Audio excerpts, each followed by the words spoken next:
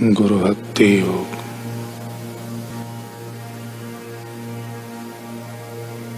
आत्मसमर्पण का अर्थ है अपने आप को संपूर्णतः गुरु के शरण में छोड़ देना।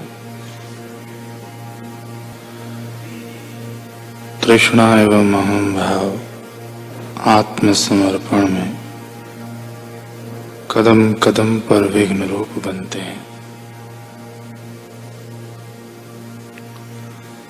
भगवान श्री कृष्ण ने अपने गुरु सांदीपनि के चरणों का सेवन किया था। उन्होंने अपने गुरु की सेवा की थी।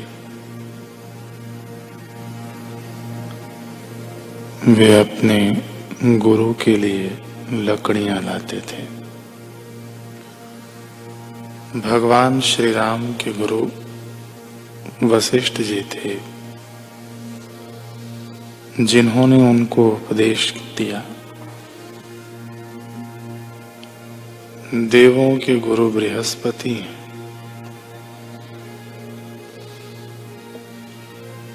दैवी आत्माओं में सबसे महान सनत कुमार दक्षिणामूर्ति के चरणों में बैठते थे।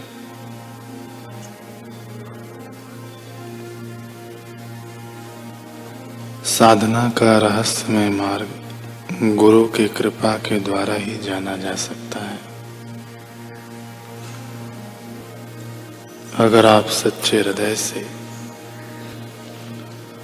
आतुरता पूर्वक प्रार्थना करेंगे तो ईश्वर गुरु के स्वरूप में आपके पास आएंगे।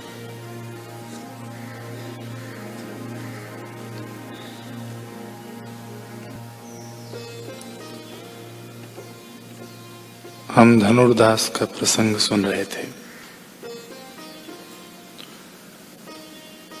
श्री रामानुजाचार्य जी ने उन्हें बुलाया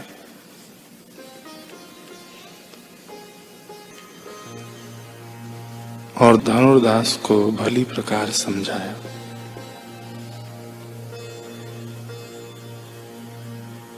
और उसे एक ऐसे अलौकिक सौंदर्यपूर्ण प्रकाश का दर्शन कराया जिसे देखकर धनुर्दास कहता है कि महाराज यह क्या, यह प्रकाश कहाँ चला गया, वह अनुपम सौंदर्य। निस्संदेह ऐसा सौंदर्य तो मैंने संसार की किसी भी वस्तु में नहीं देखा। एक बार फिर मुझे उस प्रकाश में ले चलिए महाराज, केवल एक झलक दिखा दीजिए। महाराज सच कहता हूं, इस अनुभव को पाने के लिए मैं कोई भी कीमत दे सकता हूं। कुछ भी, हाँ कुछ भी छोड़ सकता हूं, हिमांबा को ही।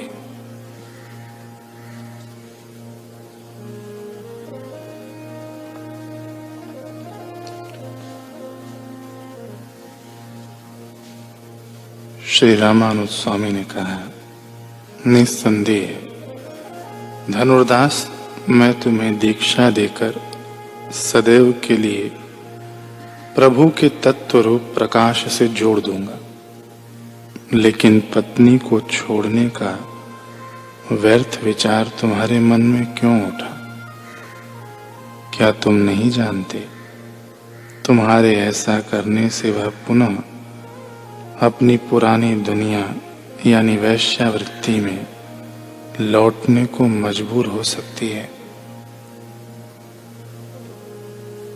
तुम्हें कहना तो यह चाहिए था कि मेरे संग मेरी पत्नी को भी इस दिव्य सौंदर्य के दर्शन कराओ।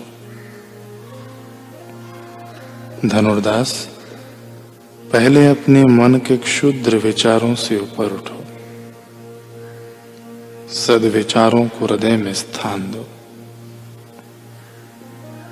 और इसके लिए कुछ काल तक हिमांबा सहित सत्संग श्रवण करो और सेवा करो। फिर दोनों ही दीक्षा पाकर परम कल्याण की ओर बढ़ना।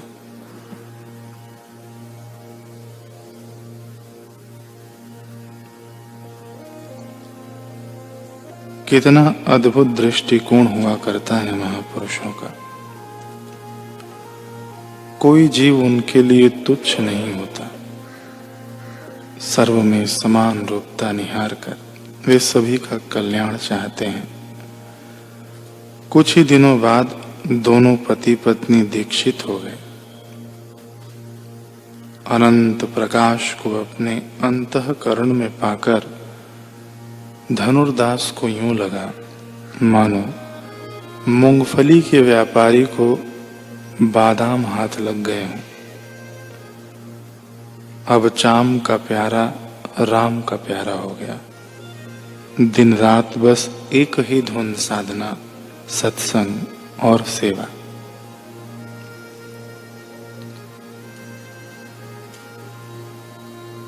संसार में बुद्धू कहलाने वाले को श्री रामानुज स्वामी ने ईश्वर का बोध करवा बुद्ध बना दिया। देखते ही देखते धनुर्दास श्री रामानुज स्वामी का विश्वस्त और प्रिय शिष्य बन गया। लेकिन धनुर्दास की बोध कथा यहीं समाप्त नहीं होती। हुआ यूं कि अब धनुर्दास श्री रामानुज स्वामी के कुछ शिष्यों के दिल में कांटा बनकर चुभने लगा। दरअसल श्री रामानुज स्वामी कावेरी नदी पर स्नान करने जब जाते तो वृद्धा अवस्था के कारण बारी बारी से अपने एक एक शिष्य के कंधे का सहारा लेकर जाते, लेकिन वापस लौटते समय हमेशा धनुर्दास का ही कंधा लेते, जबकि धनुर्दास समर्पित नहीं था और दीक्षा लिए भी उसे ज्यादा समय नहीं हुआ था। और तो और वह ब्राह्मण जाति का भी नहीं था। इन सब कारणों से ब्राह्मण शिष्यों को धनुर्दास से बड़ी ईर्ष्या होती। एक बार तो इन ब्राह्मण शिष्यों ने श्री रामानुज स्वामी जी के समक्ष अपनी यह आपत्ति भी जताई, लेकिन गुरुदेव ने कोई खास महत्व नहीं दिया। एक दिन श्री रामानुज स्वामी ने अपने एक विश्वस्त शिष्य को बुलाया। उसके कान में कुछ कार्य करने का आदेश दिया। शिष्य आज्ञा का पालन करते हुए रात में सभी ब्राह्मण शिष्यों के वस्त्रों से एक एक बित्ता कपड़ा काट लाया और सारा माजरा गोपनीय रखा। सुबह अपने कपड़े देखकर जो प्रतिक्रिया इन ब्राह्मण शिष्यों की थी,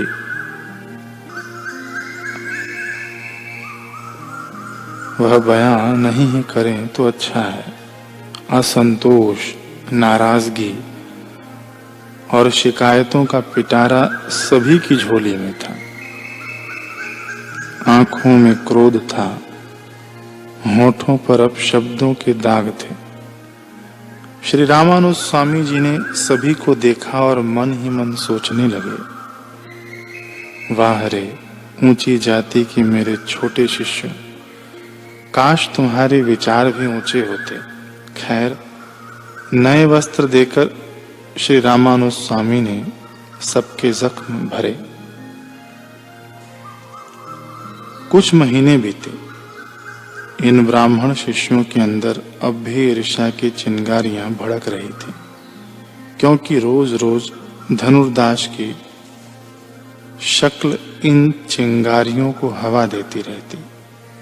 ऐसे ही हालातों में एक बार श्री रामानुज स्वामी ने अपने इन ब्राह्मण शिष्यों को पास बुलाया और कहा, ऐ मेरे काबिल शिष्यों, मैं तुमसे एक कार्य करवाना चाहता हूं, क्या तुम करोगे?